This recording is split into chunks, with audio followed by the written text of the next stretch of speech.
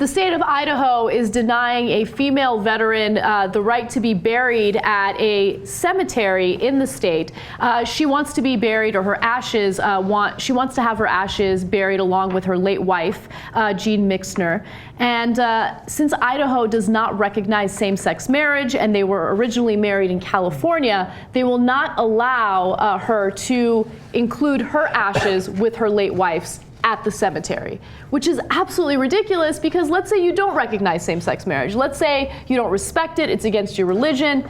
That's fine, I don't agree with you, but what difference does it make if the ashes of two people get buried in the same place? Yeah.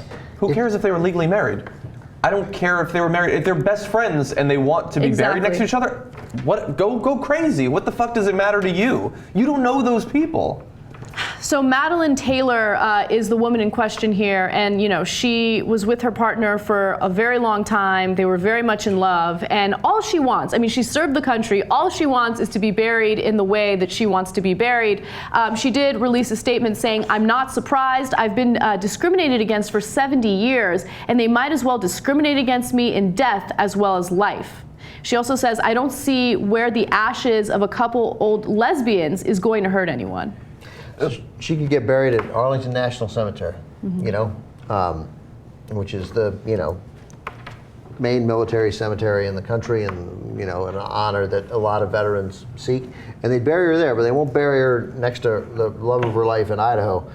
It's one of those situations where, I want, the cop in Georgia, I've mentioned this before, who busted in on the gay guys having sex when a neighbor complained, in the case that ultimately overturned Georgia's sodomy law and everybody's sodomy law, and was like, hey, look, if you're in your own bedroom, we can't get involved in that. So I want that, that cop, I want that cop fired, because that cop was like, hey, the law is the law. You're committing sodomy. I'm going to arrest you. A zillion cops could have come into that, and most of them, being reasonable, would have been like, yeah, I don't know, they called complaining, but there's no crime going on here. I'll see you guys later. Why doesn't somebody at that cemetery just say, whatever, I'll do it. I'll do it. Exactly. I'll just do it. I'll just do it. Let's not have a big fuss. Of course I'll do it. Because people are afraid to lose their jobs. They're afraid to break the rules. They want to go along with, popular opinion in their area. They just don't want to stir the pot. And sometimes it takes a little bit of courage to do the right thing. And in this case, it's the right thing. And another point I want to make. I'm sure that the rules, very quickly, as I say that, I suspect that the rules at a veterans cemetery are tough. But of course, but that said, it's the Idaho State Veterans Cemetery. It's not. I imagine that the federal cemetery, endless paperwork you got to fill out. Yeah. So just do it. Just do it. So now I'm going back to my first point. Just do it. Sorry, go ahead. Now the governor has chimed in on this, because understandably he has faced a lot of criticism for not getting involved and changing the way things are being done. But he is defiant about it. He thinks that the right thing is being done, because this is what the people of Idaho want. He says the Veterans Cemetery rules require a valid marriage certificate in order for a spouse to be buried with a veteran. Idaho's constitution does not recognize same-sex marriage. The voters spoke in 2006 by passing an amendment to our constitution defining marriage as between a man and a woman. I am defending their decision and the Idaho Constitution in federal court, so I'm not going to comment any further. Those are his statements. Now, one really quick statement that I want to make about religion and this ridiculous argument that we hear time and time again about how the freedom of religion is being violated. You're going to tell me that the freedom of religion is being violated when religion is the very reason why this couple is not allowed to be buried together at a veterans cemetery. Really?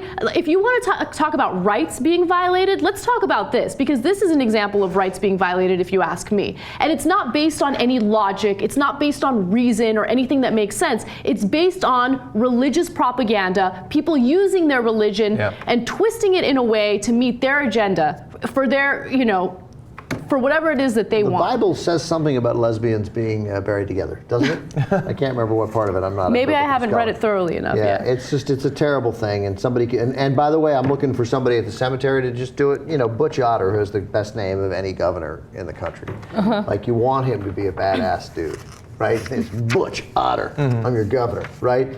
But he's a giant pussy.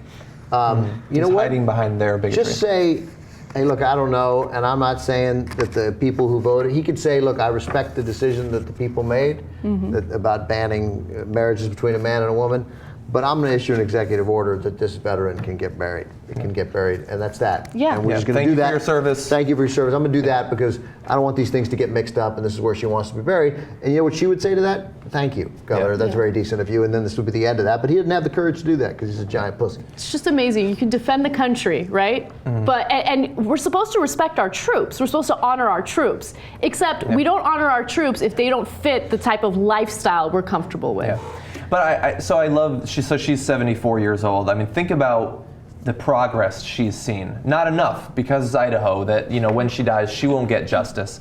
But she's seen the tides change just in the past few years, and she's still alive. She gets to see that. So we don't get justice when she dies, but there are a lot of other deaths coming up. The deaths of all of the old school bigots who in 2006 enshrined their own prejudices into the Idaho Constitution. And hopefully once they start dying off, Idaho will catch up with the rest of the country who's moving in the direction of justice for people like Madelynn Taylor. I'd hope so. Playing the role of Cenk Uygur Playing the today, role of Cenk. we have Ben Mankiewicz. By the way, I love it! That's awesome. Yes.